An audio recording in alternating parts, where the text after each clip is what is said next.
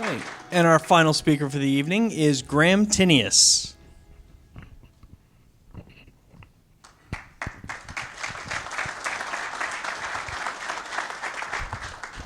Thank you. So what has become clear to me since last we met is that what I thought had become clear to me is not what was actually clear to me. A guy was talking to Mother Teresa one time, and he said, I get so overwhelmed when I think about all the starving children in the world because I don't see how we can possibly feed all of them. And Mother Teresa said, you don't have to feed all of them, you just need to feed one. And that is one of my favorite phrases in the world. It's a personal mantra. It's something I try to live by.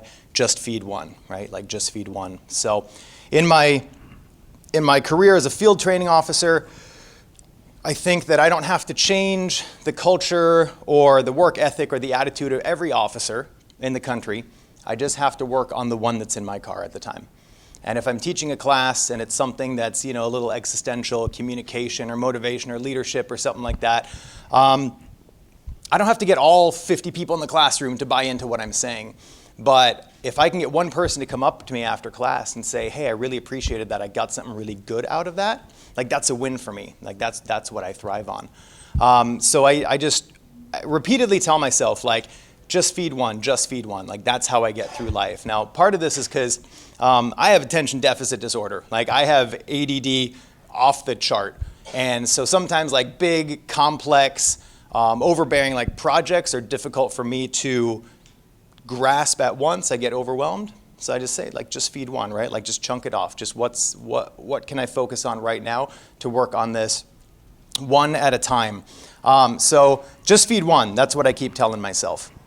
I was newly hired at a law enforcement agency in 2001 when 9/11 happened. And I watched lots of officers go up to New York, and I wasn't able to at the time.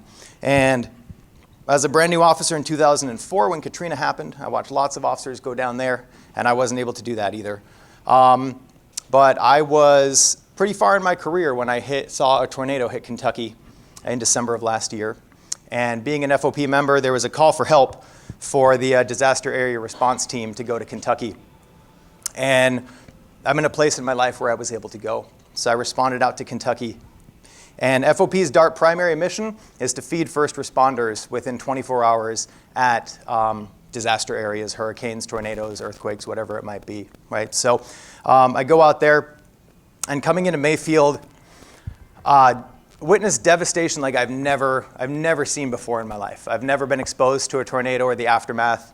And coming in, it looked to me like someone had taken an old-fashioned iron plow that was 3/4 of a mile wide and just run it right through town.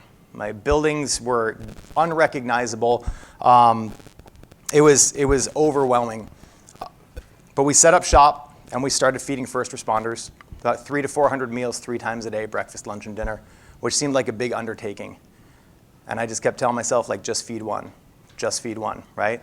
Like when that next cop comes up, we get him a hot meal, we send him on his way, and then we worry about the next one. You don't have to look all the way down the line. You just focus on that one person at a time. And after we had fed people, we had the opportunity to go into town and assist some citizens with remediation. And we went to some homes where people were just trying to salvage anything that they could. Their house is literally ripped in half. Their furniture's exposed. We know rain's coming in a day or two. They just want to preserve a dresser or a TV. And we grabbed that stuff, and there's about 12 to 16 of us, and we literally walked city blocks, and we'd go up to a house, and we'd say, hey, we're here to help. What do you need? And some people would have us move furniture.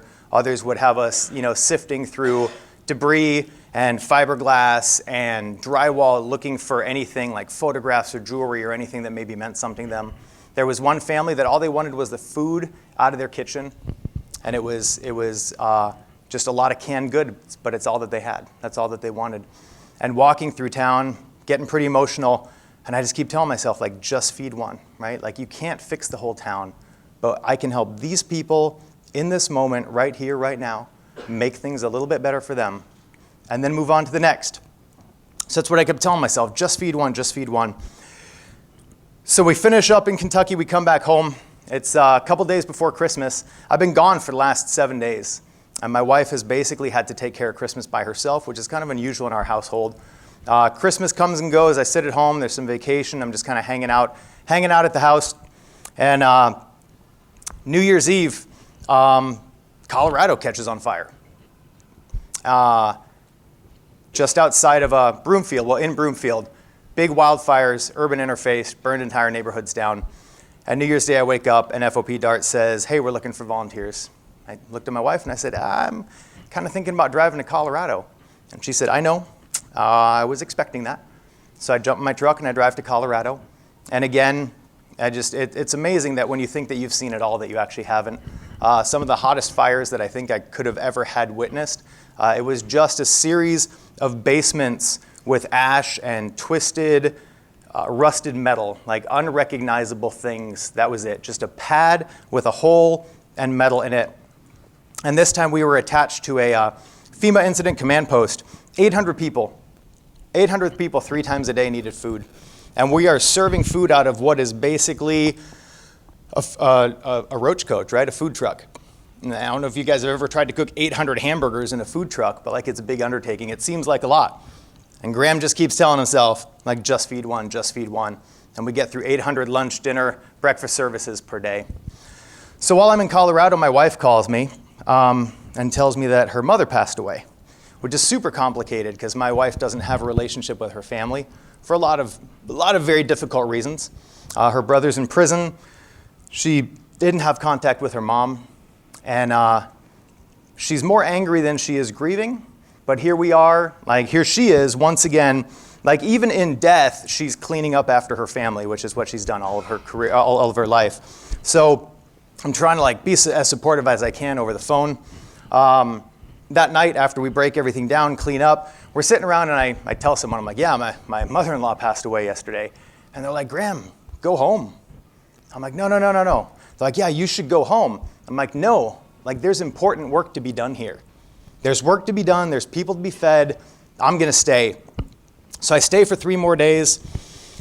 And on the last day, when we're all leaving, there's a guy named Phil that I met through DART. I've only hung out with him twice, but we clicked. We really hit it off. And as he's getting ready to go home, gives me a hug, says goodbye.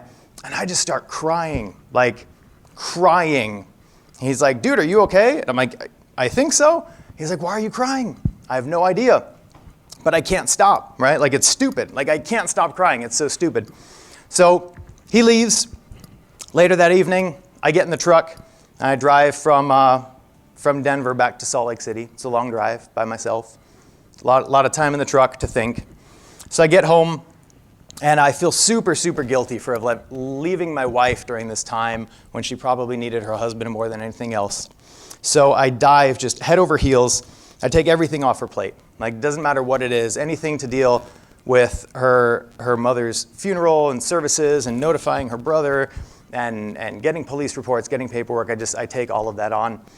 But what I find is that like over the next several weeks, there are several times when I cannot stop crying. And it's usually between like 10 p.m. and 3 a.m. Everyone else is asleep. I'm by myself. And I just like, I don't even know what I'm sad about, but I can't stop crying. And so in a bunch of self-reflection and thinking about lots of stuff, what I come to realize is that what looks very altruistic and selfless on the surface is actually extremely selfish. Because as part of my ADD, I am addicted to chasing dopamine. Like I want dopamine more than anything else in the world. And what I know is that when I'm running code to a hot call, when I'm digging furniture out of tornado sites, when I'm feeding 800 first responders in 30 minutes, when I'm supervising FTOs or supervising trainees, when I'm managing Airbnbs as a side hustle, when I'm scheduling classes, when I am deeply, deeply immersed in work, I'm getting the dopamine that I want. And I don't have to think about the feelings and the emotions and the thoughts that creep in when I'm by myself and it's quiet. So instead of doing probably what is right and facing that, what I do is I just continue to chase dopamine as fast and hard as I can. But the problem with that, like any other addiction, is that as you are chasing something, you are also being chased by something. And you don't ever win. Like, you don't win that race. You never actually get to where you want to be. And you've always got something over your shoulder, right? So I really wish that I had some like great gift wrapping and bow and stuff to wrap this all up for you guys, to be like, and then everything turned out A-okay. And I don't. Like, I don't have that, because oddly enough, when I got the call to do Emerson Hour, I was driving to Colorado. Hey, do you want to do Emerson Hour? It's like, yeah. And in my head, I'm going, man, I have the perfect topic. The perfect topic. Like, just feed one. Like, that's what's important, right? Like, I just did it in Kentucky. I'm on my way to do it again. It all makes sense to me. I have everything written out in my head. Like, just feed one. That's going to be my message. But what I realized is that in feeding other people, I was starving myself, which has profoundly affected personal relationships in my life. So what I do know is that I've started. I'm on my way. I carry around a little bottle of Adderall in my pocket now. Lost 15 pounds. It's fantastic. I had my first appointment with a therapist last week. Like, it's a start. I don't know if this helps anybody out, but just I know that when I'm at work, I'm happy, I'm comfortable, I'm confident in what I'm doing. But when I'm alone and it's quiet and it's late at night, like, that shit starts to creep back in. I don't like that feeling. So I immediately dive into something else to keep myself preoccupied. And it's taken me way, way, way too long to realize that that's not the healthy coping mechanism. It's just chasing after dopamine. Thank you. So, I don't know if anybody else has experienced that, but I see you. And the same question for you. And I know you kind of shared, right? You're in this deep dive to begin with, but you're also in that constant pursuit of just sharpening the sword. What's working for you? So what's working for me is trying to find alternatives, right? So I've tried to really like calm down and focus. So instead of being at home and being bored, which is the worst for me, I'm trying hard to read, which sounds silly as a 42-year-old, but like, if anyone in here suffers from ADD, like, you get halfway through the page and you realize that you didn't read the first half of the page. So I'm trying to slow things down. I'm trying to read more to get smarter about that. I'm doing things like yoga and acupuncture and other means of slowing those processes down that doesn't involve just constantly chasing rabbits down holes. Thank you. One more round of applause.